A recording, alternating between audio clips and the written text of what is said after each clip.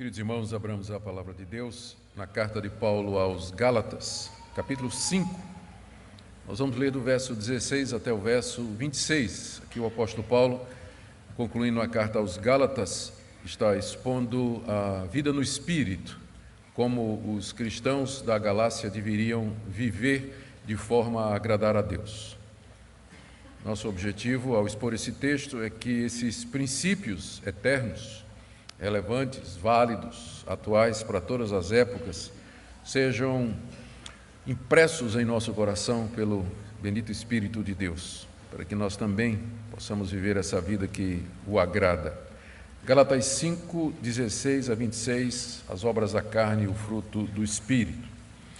Digo, porém, andai no Espírito e jamais satisfareis a concupiscência da carne. Porque a carne milita contra o Espírito e o Espírito contra a carne, porque são opostos entre si, para que não façais o que porventura seja do vosso querer. Mas se sois guiados pelo Espírito, não estáis sob a lei.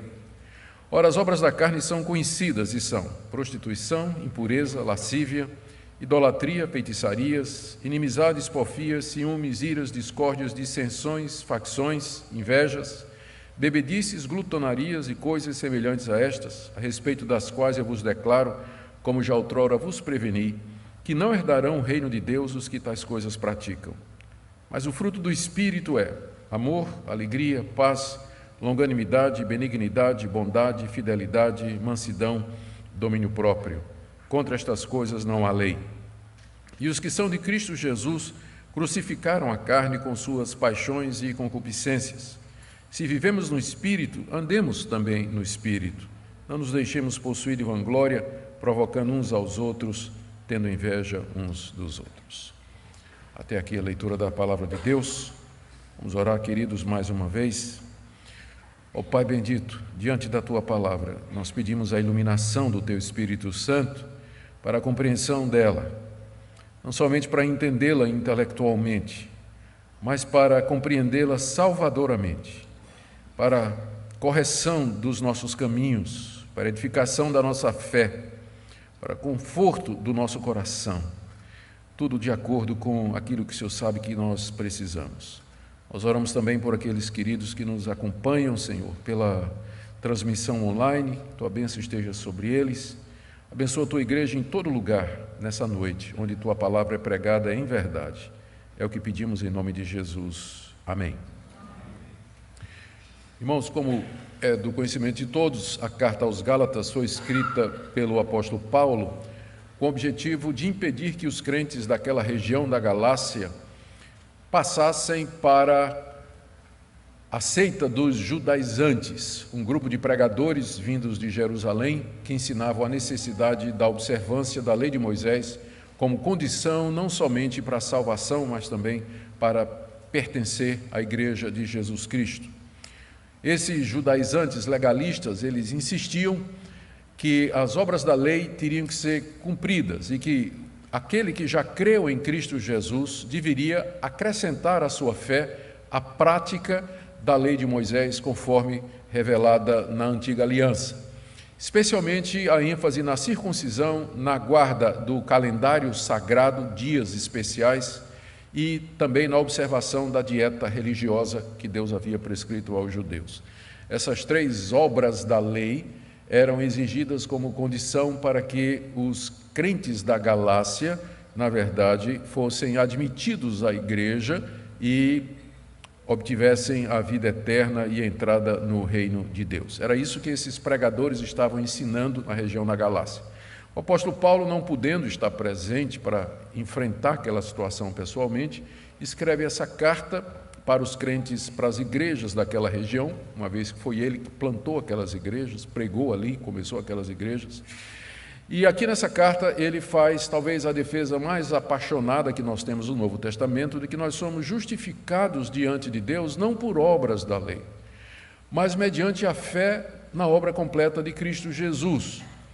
E Paulo, então, opõe ao sistema legalista daqueles mestres a doutrina da justificação pela graça.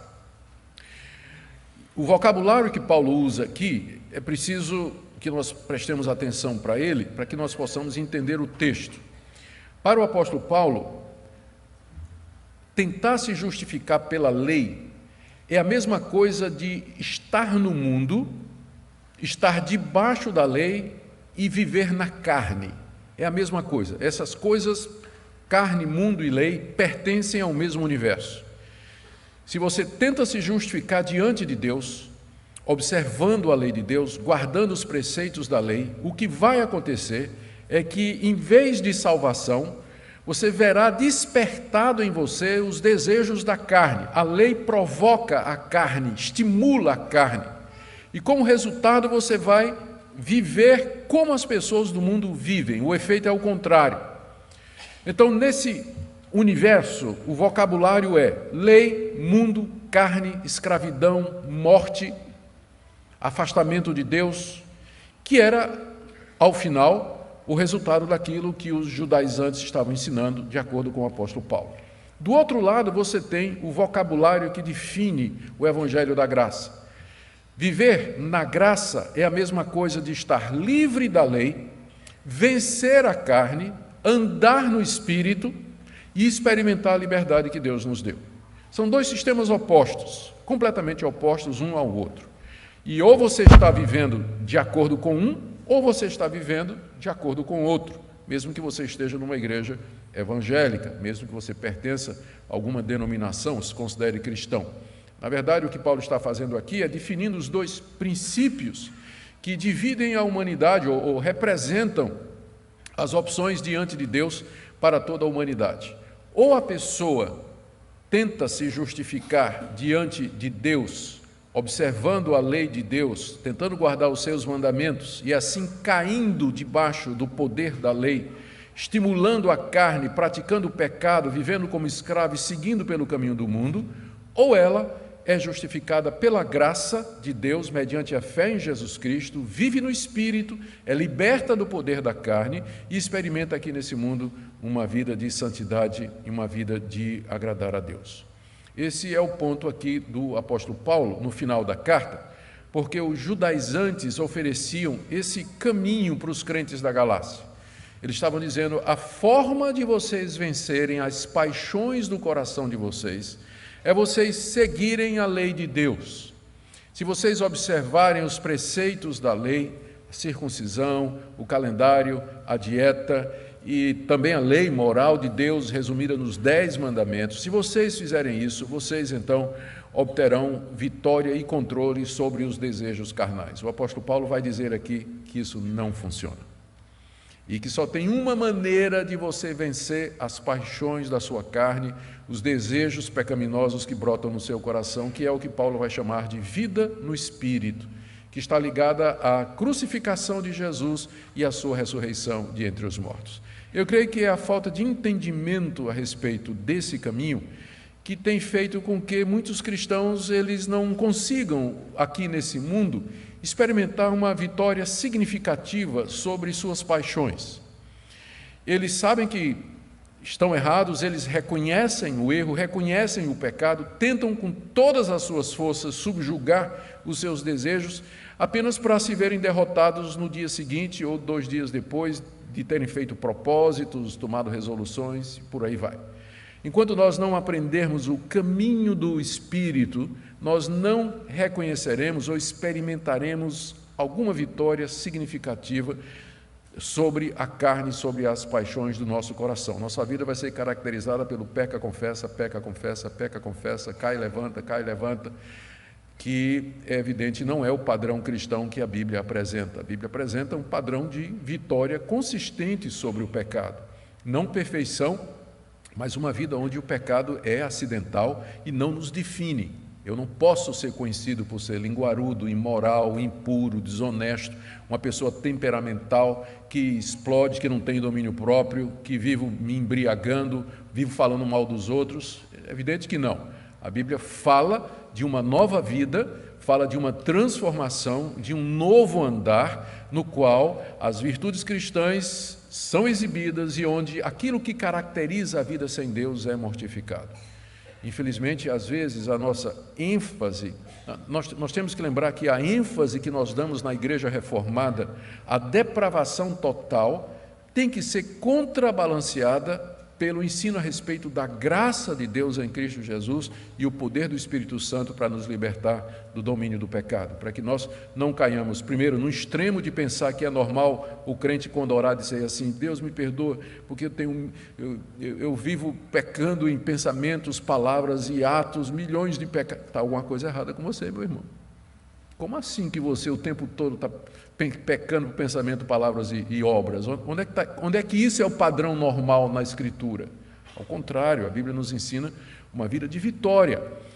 É uma vida de vitória. Então, por um lado, a gente tem que evitar, por causa da ênfase na depravação total, a ideia de que o cristão ele vive oprimido, derrotado o tempo todo pelo pecado. E, por outro lado, também evitar o triunfalismo do perfeccionismo, da teologia da glória, uma teologia que ainda persiste no meio evangélico, que ensina que nós podemos chegar a um grau de perfeição absoluto aqui nesse mundo. Não é? A verdade é que a Bíblia ensina a vitória sobre o pecado como sendo o padrão para o cristão, embora essa vitória não é completa e ela não é constante.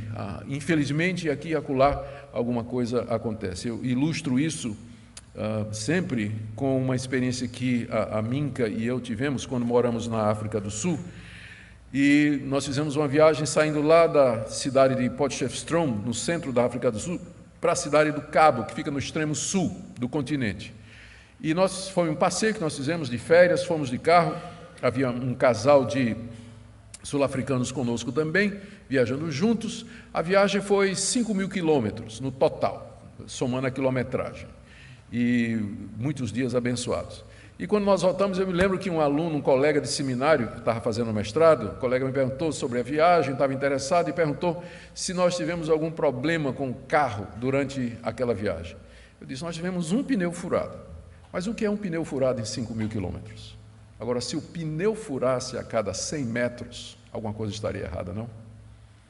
Então, não estou dizendo que o seu pneu não vai furar. Meu problema é que ele está furando a cada 100 metros. Esse é o problema. A vida cristã que nos é apresentada na Bíblia é uma vida de vitória. Vitória sobre o pecado. Não é perfeição absoluta, mas é uma vitória significativa, que pode ser experimentada e pode ser vivida. E o segredo para isso é viver no Espírito, que é exatamente o que Paulo está ensinando aqui. Então eu quero ver com vocês, em primeiro lugar, o contexto em que Paulo diz estas palavras, tentar explicar aí do verso 13 a 15, que eu deixei fora da leitura, porque faz parte do contexto. Depois, Paulo apresenta o caminho da vitória, que é viver no Espírito Santo, versos 16, 17 e 18. E, para deixar claro o que é que ele está falando, ele descreve o que é viver na carne, debaixo da lei, que vai chamar de obras da carne, do verso 19 a 21, e o que é viver no Espírito e o resultado, que ele vai chamar do fruto do Espírito, de 22 a 24. E ele termina com duas exortações, versos 25 e 26, para que nós vivamos ou apliquemos, que coloquemos em prática isso que a palavra de Deus nos ensina. Então vamos lembrar aqui o contexto. No verso 13 a 15, Paulo está dizendo para os cristãos, está dizendo para os crentes da Galácia, de que eles deveriam aproveitar a liberdade que eles têm em Cristo Jesus para viver de acordo com a vontade de Deus. Verso 13, vós, irmãos, fostes chamados à liberdade. Deus nos chamou para isso. A liberdade aqui é a liberdade do domínio do pecado sobre nós. Porém, não useis da liberdade para dar ocasião à carne. Ao experimentar a liberdade que nós temos em Cristo Jesus, alguns cristãos se sentem à vontade, então, para parar de vigiar ou deixar que os desejos carnais se manifestem. Ao contrário, diz o apóstolo Paulo, no final do verso 13, sede servos uns dos outros pelo amor. Eu sou livre de todos e servo de todos, como disse Lutero. O Evangelho me liberta de tudo e de todos, mas ao mesmo tempo me faz servo de todas as pessoas. Eu sou livre, mas eu não vou usar a liberdade para dar ocasião à carne, eu vou usar essa liberdade para servir as pessoas ao meu redor. E a razão, Paulo diz no verso 14, é porque toda a lei de Deus, todas as exigências de Deus se cumprem num mandamento só: amarás o teu próximo como a ti mesmo. Quer cumprir a lei? Ama o próximo. Porque quem cumpre a lei, quem ama o seu próximo, cumpre a lei. Agora, verso 15: se vós, porém, vos mordeis e devorais uns aos outros, vede que não sejais mutuamente destruídos. Aqui Paulo está ironizando com a situação dos Gálatas. O sistema legalista de mérito, a teologia do mérito, de que você se justifica diante de Deus pelo que você faz, pelo que você merece, pelo seu esforço, ela provoca esse tipo de coisa. Ela provoca comparação, concorrência e inveja, levando a isso que Paulo chama de morder um ao outro, devorar um ao outro e ser mutuamente destruído. No sistema da graça, onde você sabe que foi salvo pela misericórdia de Deus, você serve a seu irmão. No sistema do mérito, é um devorando o outro, porque o que vale é o mérito, é o valor, é a conquista, é o sucesso. Então, a ironia de Paulo aqui: vocês estão querendo se justificar diante de Deus ou se santificar pela lei, cuidado aí para vocês não se devorarem, né? Ficarem se mordendo, se destruindo mutuamente. Em contraste a isso, aí sim, agora ele introduz no verso 16: digo, porém. O porém aí faz o contraste, não é? Em vez de vocês se devorarem, se destruírem, tentando se justificar diante de Deus pela lei ou guardar as obras da lei, Paulo agora introduz o que ele chama de vida no Espírito. Olha a declaração do verso 16: digo, porém, em contraste ao que foi dito, andai no Espírito e jamais satisfareis a concupiscência da carne. Essa é uma declaração bastante radical, não é mesmo? Essa palavra jamais é uma dupla negativa na língua grega. É a maneira mais forte que a língua grega tem de expressar um não. Nunca, jamais. Se você andar no Espírito, você nunca, jamais vai atender ou satisfazer a concupiscência da carne. A palavra concupiscência significa desejo, e ela é sempre usada pejorativamente no Novo Testamento. São desejos maus. Carne aqui é a nossa natureza pecaminosa, a natureza que nós herdamos do pecado original de Adão, nascemos com ela e alimentamos essa natureza toda a nossa vida e ela vai conosco até o nosso último suspiro. É assim que Paulo, é assim que Paulo se refere à nossa natureza pecaminosa, como carne. Esse é o termo que ele vai usar aqui e nós vamos ter que prestar atenção para isso aqui. Nós somos carnais, nós continuamos com a natureza adâmica, ela tem desejos, e o nosso alvo como cristãos é não cumprir esses desejos. E o caminho para isso, Paulo diz, é andar no Espírito. Se você andar no Espírito, você jamais vai satisfazer os desejos carnais do seu coração. Fica evidente, então, que andar no Espírito é a chave da vida cristã, e é o ponto mais importante para nós. Nós precisamos entender o que é isso, porque o que está sendo afirmado aqui é alguma coisa que todo cristão verdadeiro deseja. O cristão verdadeiro, ele odeia o pecado e ele quer viver uma vida de santidade. Mas como fazer isso? Aqui está a resposta do apóstolo Paulo: você tem que andar no Espírito. Andar no Espírito significa andar guiado pelo Espírito, andar pelo poder do Espírito Santo, andar à luz da sua iluminação, do seu conforto e na força do poder do Espírito Santo. Paulo, na carta, antes, nos capítulos anteriores, ele já tinha dito que Deus nos concede o seu Espírito Santo quando nós nos arrependemos e nós cremos no Senhor Jesus Cristo. O Espírito Santo é a dádiva de Deus para o seu povo. É pelo Espírito de Deus que os benefícios da morte de Cristo e da sua ressurreição chegam até nós. O Espírito aplica em nós a obra redentora de Cristo. Então, todo cristão, por definição, ele já tem o Espírito Santo, desde o momento em que ele foi regenerado, que ele nasceu de novo, que ele creu no Senhor Jesus, ele recebeu o Espírito Santo da parte de Deus para que ele possa viver nesse mundo de acordo com a sua vocação, de acordo com o seu chamado santo. Por isso nós devemos andar nesse Espírito. Ele já está em nós, mas nós devemos andar. Andar aqui significa viver à luz da sua influência, debaixo do seu poder, seguindo a sua orientação, que nos chega todo dia pela nossa consciência, pela leitura da palavra de Deus, pelas circunstâncias, enfim, pelos métodos infinitos e recursos infindáveis que Deus tem ao seu dispor para nos fazer saber isto aqui. Promessa maravilhosa: ande no Espírito e você jamais vai cumprir os desejos da carne. E a razão pela qual você precisa andar no Espírito está no verso 17. Porque a carne, a sua natureza pecaminosa, milita contra o espírito. O vocabulário aqui é tirado do campo de guerra. Militar significa você entrar numa guerra, você fazer guerra contra alguma coisa. A carne, a minha natureza pecaminosa, ela está em guerra com as coisas de Deus. Eu sou carnal, inclinado ao mal. Deus me deu o seu Espírito Santo. Só que esse Espírito Santo não é bem-vindo pela minha natureza pecaminosa. Minha natureza pecaminosa se levanta contra a ação do Espírito Santo e sua influência na minha vida. E inicia uma guerra. E, ao mesmo tempo, o Espírito Santo milita contra a carne. Foi para isso que Deus nos deu o Espírito Santo. Isso aqui é a bipolaridade cristã. O cristão é meio que bipolar. Ele é carnal, ele tem a natureza carnal, mas, ao mesmo tempo, ele recebeu de Deus o Espírito Santo. E há uma luta travada no seu coração, que é uma luta diária, uma luta constante. Ele não consegue fazer o bem sem luta e, ao mesmo tempo, não consegue fazer o mal sem a consciência pesada. O seu coração é um campo de batalha onde estes poderes se enfrentam diariamente.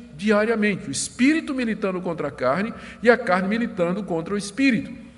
Para que não façais o que porventura seja do vosso querer. Tchau, livre-arbítrio. Verso 17. Para que não façais o que porventura seja do vosso querer. Ou seja, meu arbítrio não é livre.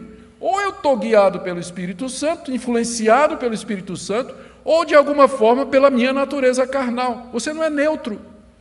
Você não pode decidir assim simplesmente isento desse combate que está havendo no seu coração. É por isso que você precisa andar no Espírito Santo, porque por você mesmo você não vai vencer essa batalha. Então, o verso 17 é a explicação do verso 16. No verso 16 ele diz: você ande no Espírito para poder vencer a concupiscência da carne. Por que eu preciso do Espírito Santo para isso? Porque tem uma guerra e você não faz o que você quer. A sua vontade é fraca, o seu arbítrio é contaminado, a sua decisão é passageira, seu conhecimento é provisório. Se o Espírito de Deus não lhe socorrer, você vai perder essa luta. Então, o nosso arbítrio, fazer o que nós queremos, ele está contaminado, ele está enfraquecido pela carne. E se nós formos depender, então, da nossa decisão, da nossa vontade, do nosso esforço, nós vamos perder toda escaramuça que nós tivermos com as paixões e os desejos carnais. Por isso, nós precisamos do poder do Espírito Santo, que é exatamente o que Paulo volta a dizer no verso 18. Você não pode fazer o que você quer, né, no final do verso 17, para que não façais o que porventura seja do vosso querer, mas se sois guiados pelo Espírito, que é a mesma coisa de andar no Espírito, se vocês são guiados pelo Espírito Santo, vocês não estão sob a lei. Aí você me pergunta, o que é que tem lei a ver com isso? Lembra o que eu disse no início? Faz parte do vocabulário. Andar na carne ou estar debaixo da lei é a mesma coisa. Estão ligados. A lei e a carne estão ligados. Então, andar na carne e viver debaixo da lei, no vocabulário de Paulo, define a mesma experiência. Se você é guiado pelo Espírito, você não está debaixo da lei, ou seja, você não está debaixo da escravidão dos desejos carnais que são condenados pela lei. Você vai experimentar a verdadeira liberdade quando você anda no Espírito Santo, quando você é guiado pelo Espírito Santo. A essa altura é bom a gente perguntar de que maneira o Espírito Santo nos guia. Eu ia deixar isso para a parte final, mas a gente pode já adiantar aqui. O Espírito Santo nos guia diariamente através daquilo que em teologia nós chamamos os meios de graça. São os meios pelos quais a graça de Deus necessária para nós se manifesta em nossa vida. Quais são eles? Primeiro e acima de todos, a palavra de Deus, a palavra escrita de Deus, a sua revelação inspirada que está registrada nas páginas do Antigo e do Novo Testamento e que são usadas pelo Espírito Santo para me fortalecer, esclarecer, iluminar, me defender e rejeitar o erro. Então, leitura da palavra, meditação na palavra de Deus, encher minha mente da palavra de Deus e do ensino da Escritura. Uma vida de oração, de estar na presença de Deus, de pedir a Deus, de clamar a Deus e dizer a Deus, Deus, eu quero vitória. Eu não quero continuar escravo do meu temperamento, não quero continuar escravo da imoralidade, não quero continuar escravo dessas paixões que estão no meu coração. Ele vai descrever essas paixões daqui a pouco, aí você vai se ver nelas, tenho certeza. Eu não quero viver dessa maneira. A vida de oração está aberto para ser corrigido e orientado por outras pessoas que Deus vai mandar. Pessoas sinceras que Deus vai mandar para corrigir você. E às vezes até mesmo críticos, Deus vai mandar para corrigir você.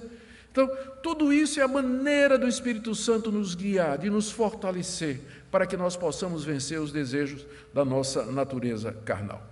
Então, está aqui o primeiro ponto do apóstolo Paulo. Existe uma vida de vitória em que você não cumpre o desejo da carne, mas essa vida é vivida no poder do Espírito Santo. Você precisa dele, porque há uma guerra travada no seu coração.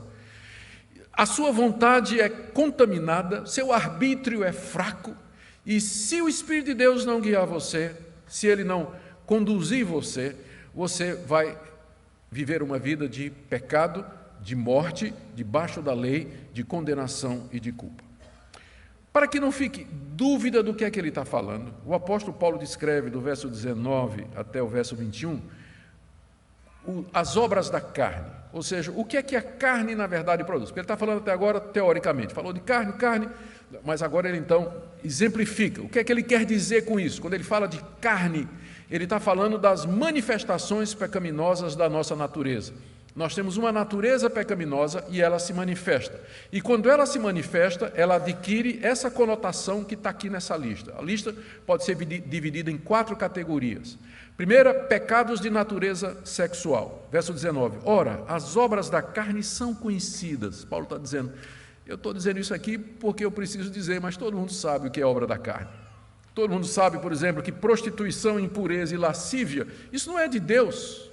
Isso procede da nossa natureza pecaminosa. As primeiras obras, elas têm a ver com a sexualidade humana. Prostituição, impureza sexual e lascívia, cobiça, o desejo sexual desenfreado no tempo errado, pela pessoa errada e no modo errado.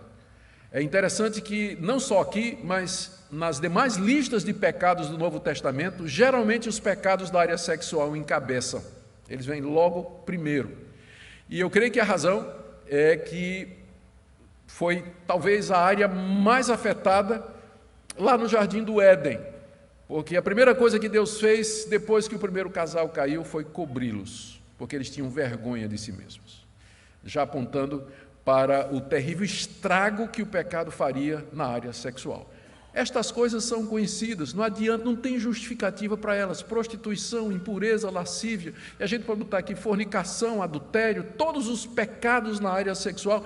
É sobejamente conhecido que isso não procede de Deus e que isso é fruto da nossa natureza caída, por mais que a cultura queira dizer, por mais que a sociedade queira dizer que isso é uma coisa normal, que é natural você viver indo para a cama com seu namorado, ficar com seu namorado, trair sua mulher, trair seu esposo, ficar vendo pornografia, a homossexualidade, a prática da homoafetividade. Por mais que a sociedade queira dizer isso, a Bíblia vai continuar dizendo, isso é obra da carne, isso é resultado da natureza decaída do homem, isso é conhecido. O pessoal é que tenta fechar os olhos, tenta fazer de conta que não é, tenta dizer que não é, mas a verdade de Deus permanece e tem esse fundamento. Isso é obra da carne. Elas são conhecidas, todo mundo sabe disso. O que existe é uma sociedade que quer cauterizar a consciência e quer poder praticar essas coisas com a consciência tranquila. Mas enquanto a palavra de Deus prevalecer e a verdade existir, isso aqui tem que ser chamado pelo nome que é. É obra da carne mesmo. Prostituição, impureza, lascívia, adultério, fornicação, prática homossexual e bestialismo, enfim. É tanta coisa que a gente nem sabe como vai terminar a lista.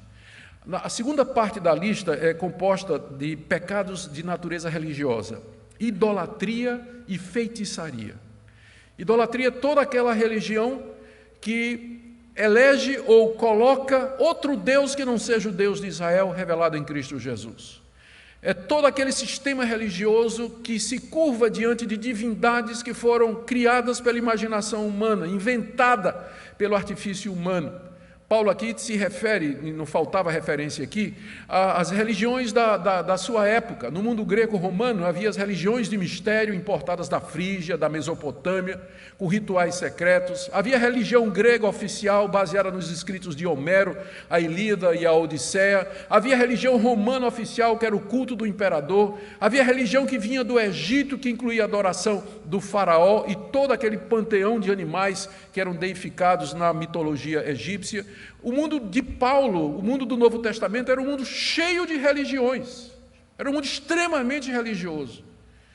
E Paulo diz, isso é idolatria, isso é fruto da carne, porque alguém poderia pensar, mas são pessoas que não conhecem a Deus, e na sua sinceridade, elas estão querendo chegar a Deus. Toda religião que não é baseada na revelação de Deus em Cristo Jesus é idolatria. Não existe inocente aqui. Não existe religião inocente, de pessoas inocentes que estão querendo fazer o seu melhor para alcançar a Deus. Paulo diz que é obra da carne, a idolatria, a adoração de ídolos e de outros deuses é obra da carne. É obra da carne. Mesma coisa a feitiçaria, é outro tipo ou está associada à idolatria, que geralmente toda religião idólatra, ela se miscui com o oculto, a procura dos poderes que estão por detrás das forças da natureza, do animismo, por exemplo, panteísmo, tudo isso tem a ver com o ocultismo que Paulo resume aqui com a palavra feitiçaria. É uma palavra muito interessante, a palavra feitiçaria aqui, vem da palavra grega pharmakos, de onde vem a nossa palavra farmácia, porque o feiticeiro era o cara que mexia com drogas, mexia com poções. Então a feitiçaria envolvia manipulação de coisas, de líquidos, de receitas, com o fim de levar a pessoa a transe, e aqui você tem a razão, a Bíblia não fala contra drogas diretamente, mas fala indiretamente, porque está dentro do termo feitiçaria. Dentro do termo feitiçaria. Então, muito comum na época do apóstolo Paulo, ele diz, é obra da carne. Isso não é coisa do Espírito, não tem como justificar o uso da maconha. É obra da carne mesmo, é coisa de feiticeiro, é poção mágica, vamos dizer assim, né? Para você se sentir melhor, né? Não tem como justificar, é obra da carne. Depois ele fala sobre, a próxima seção dessa lista aí, tem a ver com pecados interpessoais de relacionamento, que eu vou tratar de uma forma só. Ele fala de inimizades, porfias, ciúmes, iras, discórdias, dissensões, facções e invejas. É a categoria que tem mais pecados aqui, não é? Ele fala aqui, são quantos? Inimizade, porfia, ciúme, ira, discórdia, dissensão, facção e inveja. 8.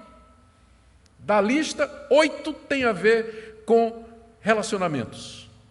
Então, estas coisas aqui, como inimizades, é obra da carne. Não tem como você justificar, irmão. Não tem. Não, eu sou inimigo dele porque ele me fez mal. Não quero nem falar com ele. Deletei do meu Facebook, bloqueei o cara. Tá. Bom, tem uns cabeça de vento, imbecis, que a gente tem que bloquear mesmo, não tem jeito. Mas eu quis só dar um exemplo de que você não tem como justificar a inimizade com o irmão em Cristo Jesus, pelo menos, ou com outras pessoas. Sempre a carne está envolvida com isso. Sempre a carne está envolvida. É obra da carne. Vem inimizade, porfias, ciúmes, iras. Não tem como justificar. É obra da carne. O apóstolo Paulo está claro aqui. Dissensões, facções, que divide as pessoas, né, formando grupos, invejas.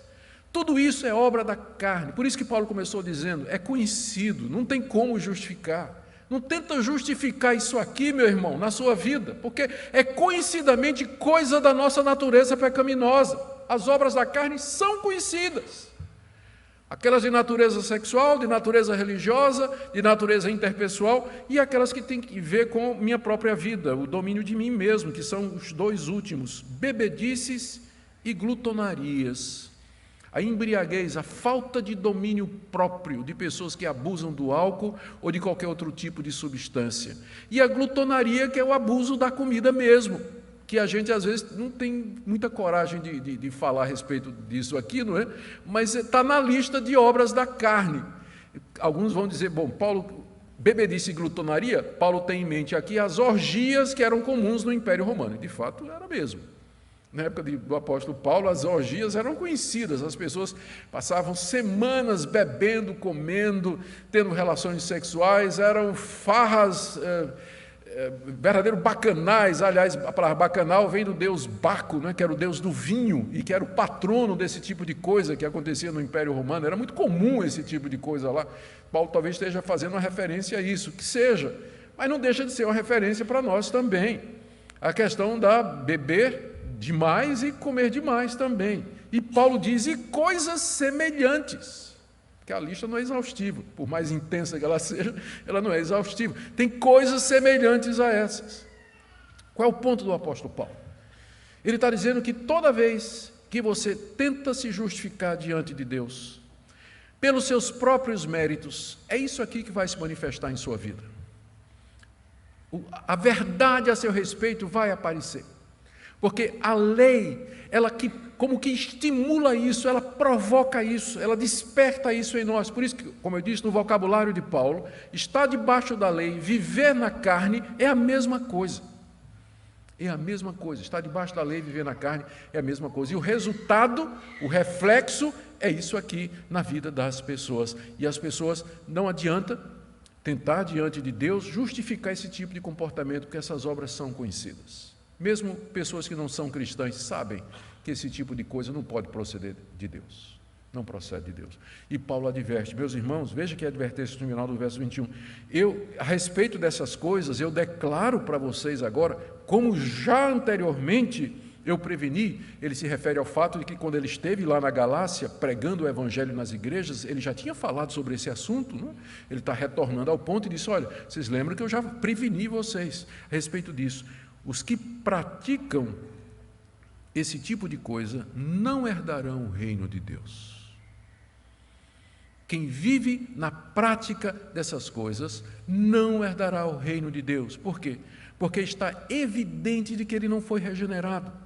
Está evidente que ele está tentando se justificar por méritos. Está evidente que ele pensa que o caminho da salvação é pela lei. Ele não conheceu a graça, ele não conheceu Jesus Cristo. E o resultado é que estas coisas se manifestam na vida dele e ele não tem poder para controlar isso. Ele pode ter capa de religioso, usar paletó e gravata, usos e costumes, Bíblia embaixo do braço, não perde um culto.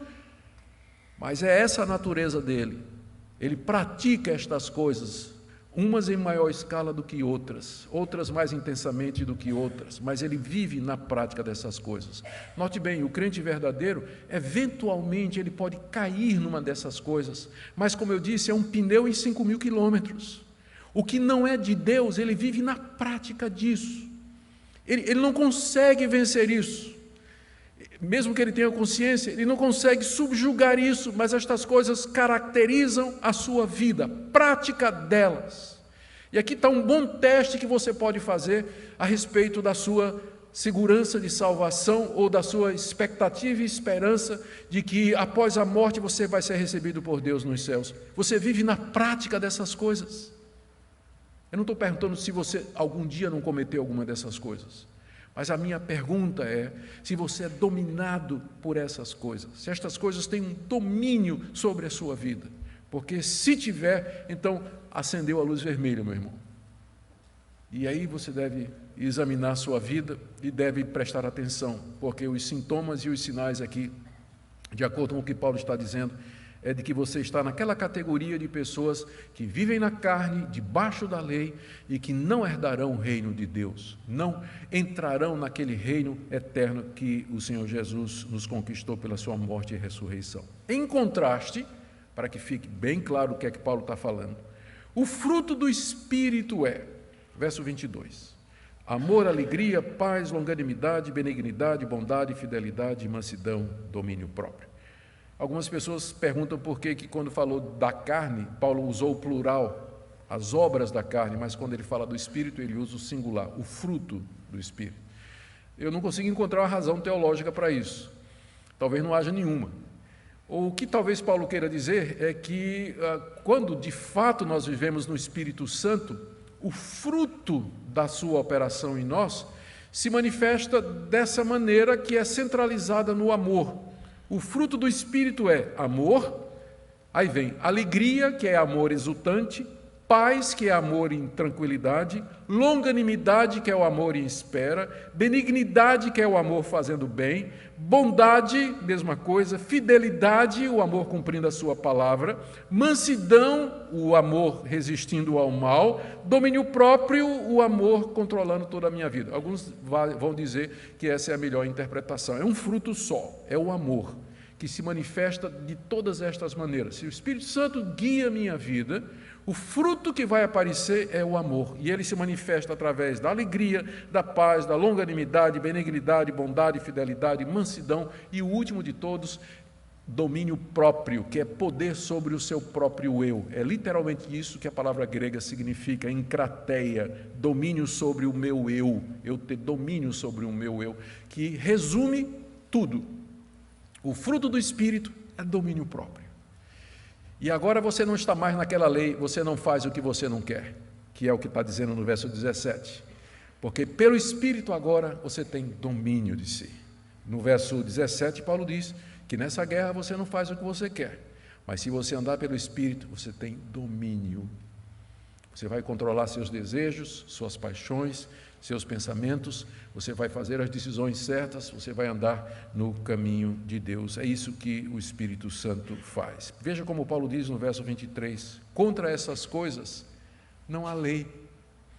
Não existe lei contra domínio próprio, fidelidade, mansidão, alegria, amor. Na verdade, a lei aprova. Na verdade, Deus demanda, Deus requer isso e dá sua aprovação sobre isso. Portanto, se eu estou andando no Espírito Santo, eu não estou mais debaixo da condenação da lei, porque não há lei contra estas coisas. Contra essas coisas não há lei. Lembra do universo de palavras, andar no Espírito, estar livre da lei. É a mesma coisa. E a base para isso, verso 24. Os que são de Cristo Jesus crucificaram a carne com suas paixões e concupiscências. Aqui está a base implícita do que Paulo vem dizendo, que só agora ele torna evidente. Com que base ou com que poder o Espírito de Deus pode me levar a vencer a carne que há em mim? A resposta é que ele aplica em mim os benefícios da morte de Cristo. Os que são de Cristo já crucificaram a carne com suas paixões e concupiscências. Você é cristão?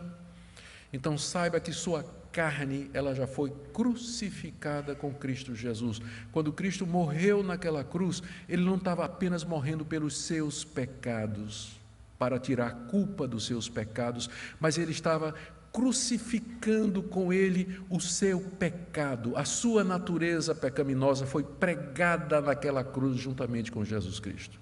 E é daí que vem o poder diário para você vencer as paixões pecaminosas. E é essa obra do Espírito Santo, ele aplica ao coração do crente a cruz de Cristo, não somente o sangue para nos tirar a culpa, mas a cruz para nos dar a vitória, para que nós possamos, livres do domínio da carne, viver de acordo com a palavra de Deus, produzindo esse fruto que está descrito aqui nos versos 22 e no verso 23. Os que são de Cristo já crucificaram. Então, a boa notícia para você, você não precisa mais crucificar a sua velha natureza. Primeiro, porque você nunca vai conseguir. Segundo, porque Deus já fez em Cristo. Esse é o Evangelho. Esse é o Evangelho que, às vezes, as pessoas não percebem. Eles, quando pensam em Evangelho, eles pensam somente, Cristo morreu para me salvar da culpa do meu pecado.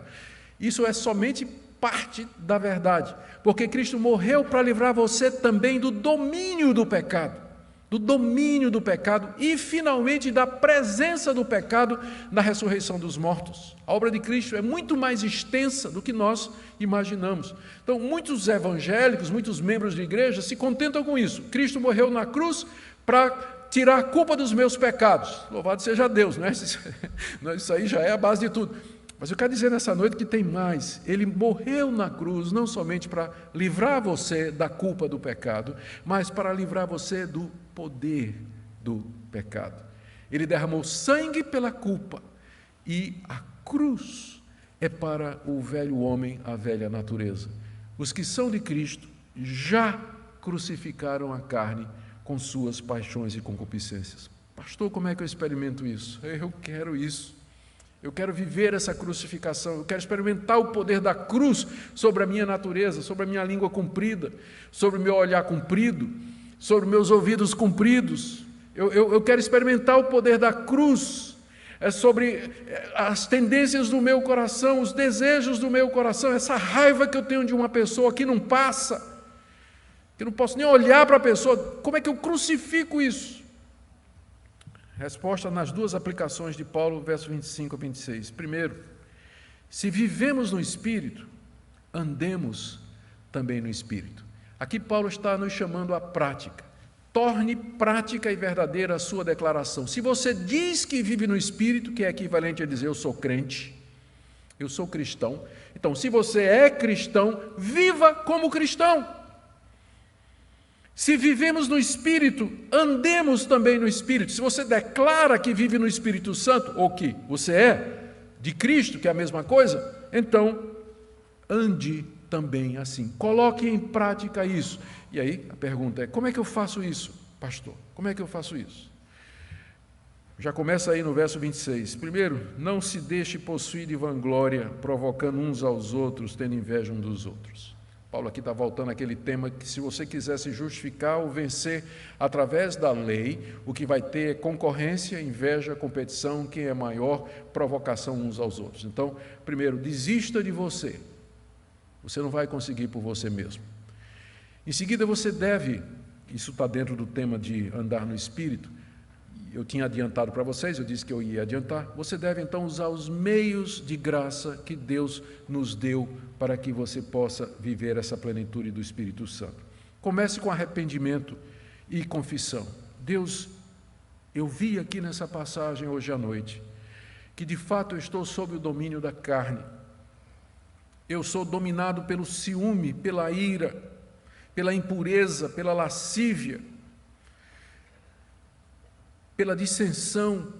Deus, eu estou vendo isso com tanta clareza. Eu queria que o Senhor perdoasse os pecados do meu coração, que o Senhor me libertasse, que o Senhor me guiasse, que o Senhor me desse essa vitória que o apóstolo Paulo fala aqui nessa passagem, de que se eu andar no Espírito eu não vou cumprir os desejos da carne. Eu queria experimentar isso, uma vida cristã mais elevada. Eu não estou satisfeito com a minha conduta cristã no trabalho, na família, maneira como eu trato os outros.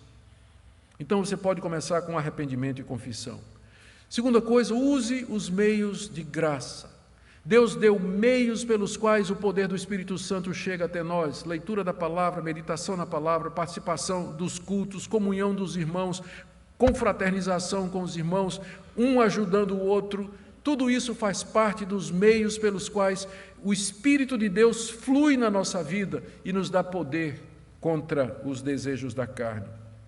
Por último, ore mesmo, clame a Deus e diga: Deus, eu não quero envergonhar o Teu nome, não quero continuar vivendo como se estivesse na carne. A Tua palavra diz que eu já fui crucificado com Cristo, Tua palavra diz que eu já tenho o Espírito Santo, eu quero viver isso na prática, eu quero experimentar isso no dia a dia. E eu tenho certeza, queridos, que essa é a oração, é uma das orações que Deus mais tem prazer em responder. Quando Ele vê os seus filhos quebrantados, humildes, clamando e pedindo a Ele: Senhor, eu quero Te conhecer mais e quero andar no Teu caminho. Talvez você esteja aqui nessa noite e você está vivendo uma vida de escravidão. E eu queria que você então refletisse essa noite, diante de Deus, se essa vida na escravidão não é sintoma de alguma coisa mais profunda. Talvez falta de conversão. Tem muita gente nas igrejas que não é convertido. Eu fui criado numa igreja presbiteriana até os 16 anos de idade. Aprendi boa doutrina, aprendi a palavra de Deus.